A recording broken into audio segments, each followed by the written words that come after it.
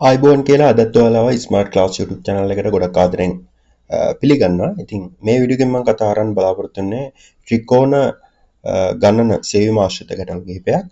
හරි අපි බලමු මේ ගැටලු විසඳන්නේ කොහොමද කියලා. හරි. මුලින්ම අපි බලමු මේ ත්‍රිකෝණක මේ රූප සටහනේ තියෙන ත්‍රිකෝණ ගන්න. ඉතින් මේ වගේ සරල රූපයක නම් ඔයාලට ඉතාමත්ම සරලව ගන්න පුළුවන් මෙතන එක ත්‍රිකෝණයක් තියෙන්නේ කියලා. හැබැයි අපි ඉදිරියේදී අපි ගන්න ත්‍රිකෝණ ටික සංකීර්ණ වෙනවා. ඒකෙන්ද අපි මේක හදන විදිහ ගැන යම්කිසි අවබෝධයක් මුලින් ඉඳලම අපි ලබාගෙන යමු. හරි. මුලින්ම ඔයාලා කරන්න ඕනේ මෙතන මේ ත්‍රිකෝණ වල තියෙන පාදයන් මේ කෙලවරවන්ට අපි දාමු ABC කියලා. හරි. මෙන්න මේ විදිහට අපි ABC කියලා නම් කරගමු. හරි. එතකොට අපිට ත්‍රිකෝණයක් මෙතන තියෙන්නේ එකයි. ABC. අපි ඒක මේ විදිහට ලියා ගන්න. එහෙනම් අපිට මෙතන තියෙන ත්‍රිකෝණ ගන්න එකයි. හරි. අපි ඊගාව රූප සටහන් බලමු. හරි. දැන් අපිට දීලා තියෙනවා මේ වගේ රූප සටහනක්. අපි මුලින්ම මෙන්න මේ පාදයන්ට දාගමු ABC කියලා. ඒ වගේම මේ මෙතන අපි දාගමු D කියලා. හරි. මේ විදිහට අපි නම් කරගන්නවා. දැන් අපි යන්නේ ත්‍රිකෝණ ගාන හොයන්න.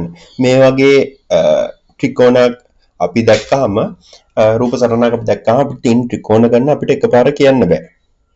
හරිද? එතකොට අපිට පුළුවන් මේ ත්‍රිකෝණ සංඛ්‍යාව ගණන් කරන්න. මම මේ ගාන්ධ කෙටි ක්‍රමයක් කියදෙනවා. හැබැයි ඒ කෙටි ක්‍රමයක් කියදෙන්න ඉස්සෙල්ලා මේ ත්‍රිකෝණ ගන්න අපි හරියට හොයාගන්න කොහොමද කියලා අපි දැනගෙන ඉන්න ඕනේ. හරි. දැන් ඔයාලට පේනවා ඇති මේ ABC කියන මෙන්න මේ අකුරු 3 ගත්තාම අපිට එක ත්‍රිකෝණයක් ගන්න පුළුවන්. අපි ඒක මේ විදිහට ලියාගමු ABC. හරි. අනිත් ත්‍රිකෝණ තමයි ABD. ඒ කියන්නේ මෙන්න මේ ඒරියා එක අපි ABD එක අපිට තව ගන්න පුළුවන් ත්‍රිකෝණයක්. හරිද? එතකොට අපිට ADC කියලා තව ත්‍රිකෝණයක් ගන්න පුළුවන්. එහෙනම් අපිට මේ රූප සටහනෙන් ත්‍රිකෝණ 3ක් ගන්න පුළුවන්. හරිද? පැහැදිලිද?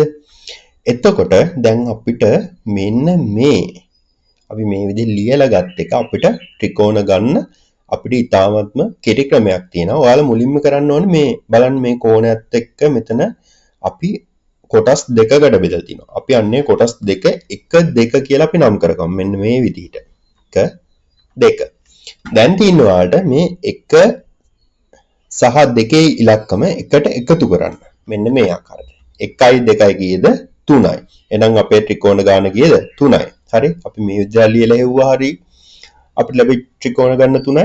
එතකොට අපේ කෙටි ක්‍රමයෙන් ගත්තාම අපිට ලැබෙන්නේ 3.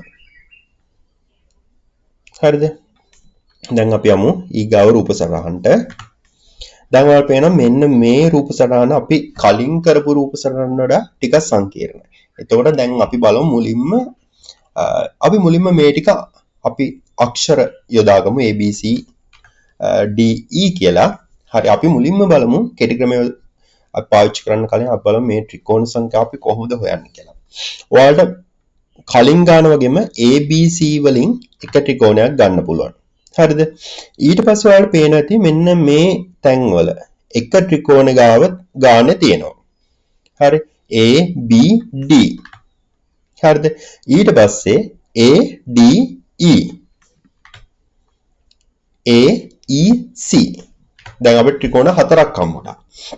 එතකොට බැලු බැලමට මෙතන ත්‍රිකෝණ 4යි කියලා කෙනෙක්ට කියන්න පුළුවන්. හැබැයි මෙතන ඊට වඩා ත්‍රිකෝණ තියෙනවා. දැන් ඔයාලට පේනවා ඇද්ද දැන් අපි ඉස්සෙල්ලාම සම්පූර්ණ ත්‍රිකෝණ ගත්තා. ඊට පස්සේ මෙන්න පුංචි පුංචි ත්‍රිකෝණ ගත්තා. දැන් අපිට පුළුවන් ත්‍රිකෝණ දෙකක් යොදා ගන්න. ABE මෙන්න මේ කොටස තවත් ත්‍රිකෝණයක්.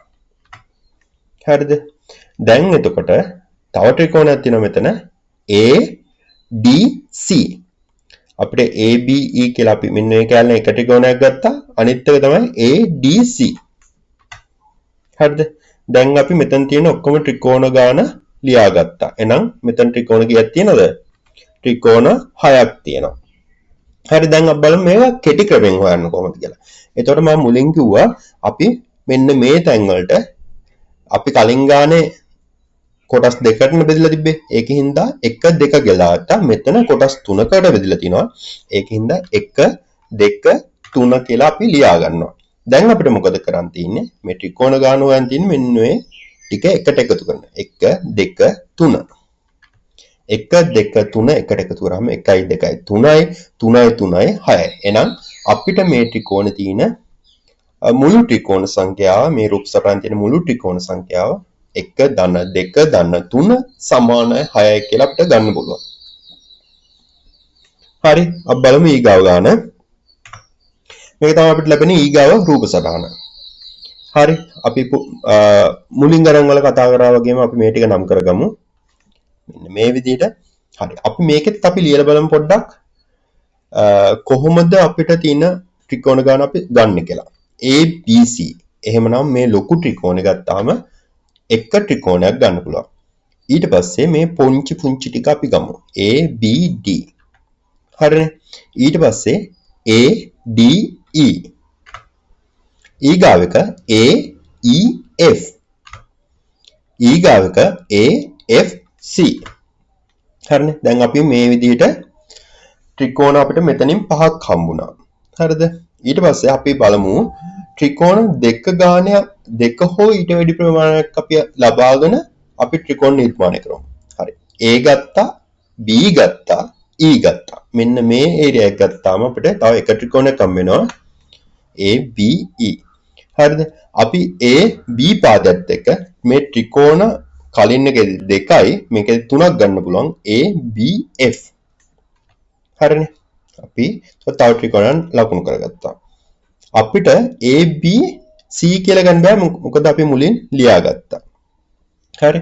එතකොට අපිට B පාදෙත් එක්ක ගන්න පුළුවන් ත්‍රිකෝණ ගාන අපි හොයාගෙන ඉවරයි. දැන් අපි ඊගාව ගන්නවා AD ත්‍රිකෝණ දෙකක් නේ ගන්න. එක ත්‍රිකෝණයක් ගත්තනේ ADF. හරිද? ADF. දැන් අපිට තව ත්‍රිකෝණයක් ගත්තා. හරි. දැන් මෙතන ත්‍රිකෝණ දෙකයි නේ අපි ගත්තා. ත්‍රිකෝණ තුනක් අපිට ගන්න පුළුවන් ADC. හරිද? පැහැදිලිනේ? මෙන්න මේ සම්පූර්ණ ඒරියා එක. හරි. අපි ඊගාවට E පදෙත් E අක්ෂරات එක්ක බලමු AEC. එතකොට අපිට තවත් එකක් ගන්න පුළුවන්. අපිට මෙච්චරයි අපිට හොයාගන්න පුළුවන් ත්‍රිකෝණ සංඛ්‍යාව. එහෙනම් අපිට ත්‍රිකෝණ 10ක් හොයාගන්න පුළුවන්. හරි. දැන් අපි බලමු කෙටි ක්‍රමය මොකක්ද කියලා. දැන් පේනවා අපි මම කලින් ගණන් වලට කිව්වා අපි මුලින් මෙන්න මේවට 1 2 3 4 කියලා දාගෙන යන්න ඕනේ. හරි? 1 2 3 4. දැන් අපි තියෙන්නේ මෙන්න මේ ටික එකට එකතු කරන්න. හරිම සරලයි.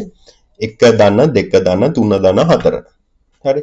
මෙන්න මේ ටික එක්කම කරාම 10 කියලා අපිට ලැබෙනවා. 1 2 3යි 3යි 3යි 6යි 6යි 4යි 10යි.